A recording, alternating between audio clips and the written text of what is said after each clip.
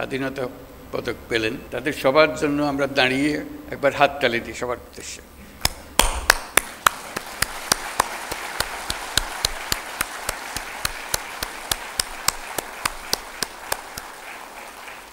ধন্যবাদ।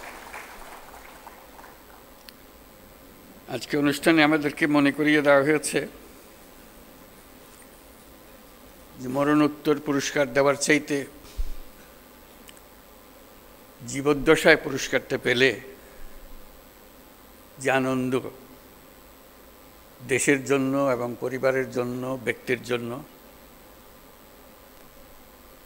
তা মরণোত্তর পুরস্কারে পাওয়া যায় না। যাকে আমরা সম্মান দেখাচ্ছি তিনি আমাদের সঙ্গে নেই। আমরা যেন আগামীতে এটা একটা নিয়ম করতে পারি যে যাদের মরণোত্তর দেওয়ার তাদের পালা শেষ করে দিয়ে পর থেকে শুধু জীবিত অবস্থায় যারা আছেন তাদেরকে আমরা পুরস্কার দিই, তাদের প্রতি সম্মানটা আমরা দিই।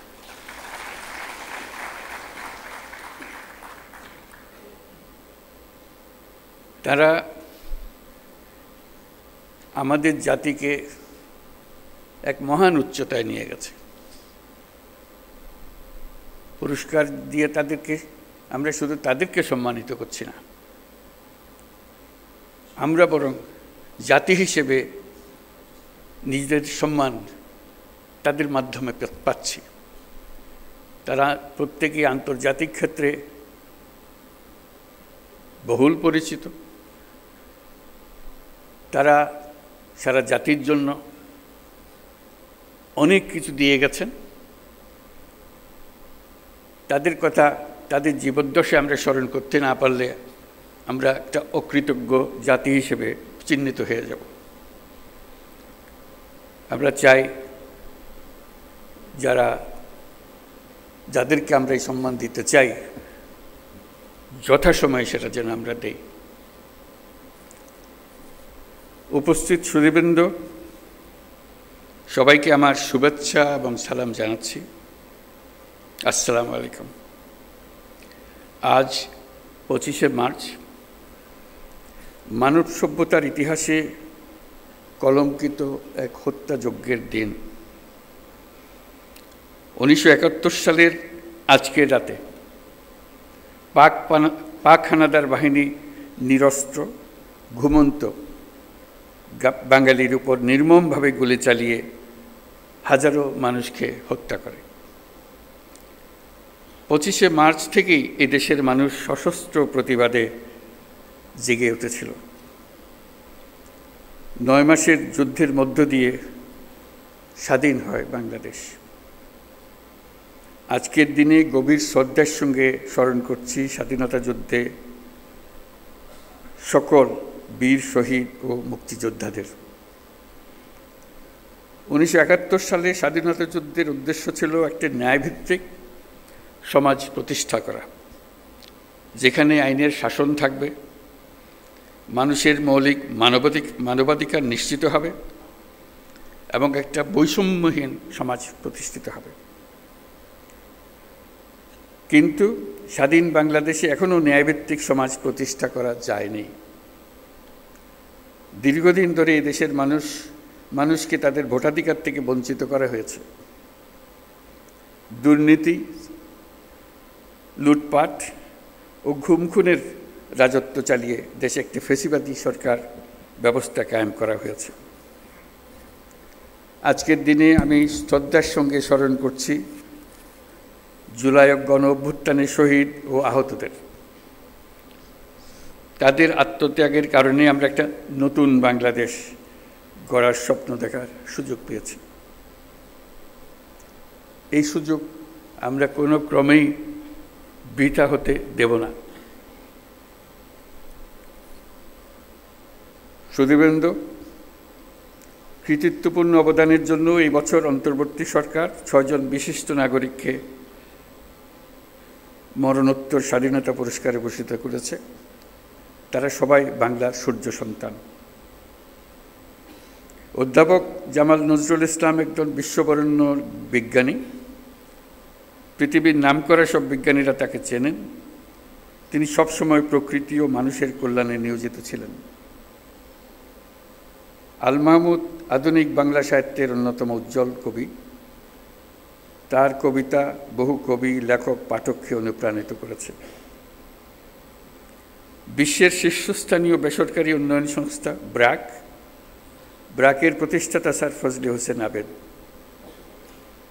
1971 সালে বাংলাদেশের স্বাধীনতা যুদ্ধের সময় ও পরবর্তী সময়ে তিনি বাংলাদেশ গড়ার কাজে নিয়োজিত ছিলেন। লন্ডনের ফ্ল্যাট বিক্রির টাকা দিয়ে তিনি ব্র্যাক গড়েছিলেন। প্রান্তিক গরিব মানুষের জীবনমান উন্নয়ন সহ বহুমুখী কাজে ব্র্যাক এখনও গুরুত্বপূর্ণ ভূমিকা রেখে চলেছে। লেখক ও বুদ্ধিজীবী বদরুদ্দিন ওমরকে রাষ্ট্রীয় সম্মাননা জানাতে পেরে আমরা আনন্দিত ও সম্মানিত। তার সম্মাননা স্মারক আমাদের পরের প্রজন্মের জন্য অনুপ্রেরণা হিসেবে জাতীয় জাদুঘরে সংরক্ষিত থাকবে। বাংলার সঙ্গীত ও আর্টের দুই উজ্জ্বল নক্ষত্র আজম খান ও নবের আহমদ। পূর্ব বাংলায় নবেরার হাতেই প্রথম ভাস্কর্যের উদ্বোধন হয়। তিনি আধুনিক ভাস্কর্যের পথিকৃৎ। আর বাংলা পপ গানের সম্রাট আজম খান মহান মুক্তিযুদ্ধে গান গেয়ে এদেশের তরুণদের অনুপ্রেরণা জুগিয়েছেন। তিনি সমাজের বঞ্চিত মানুষের জন্য গান করেছেন। আজম খান এদেশের হাজারো তরুণ সঙ্গীত শিল্পীর আইকন। যে জেনজি প্রজন্ম জুলাই গণঅভ্যুত্থানে নেতৃত্ব দিয়েছে, তাদের অনুপ্রেরণার নাম বুয়েট শিক্ষার্থী আবরার ফাহাদ।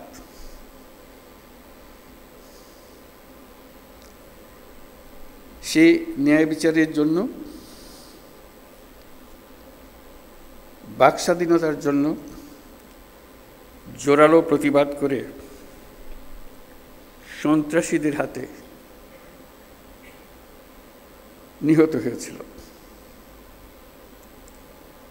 তাকে স্মরণ করে, তাকে রাষ্ট্রীয় সম্মাননা জানাতে পেরে জাতি গর্বিত।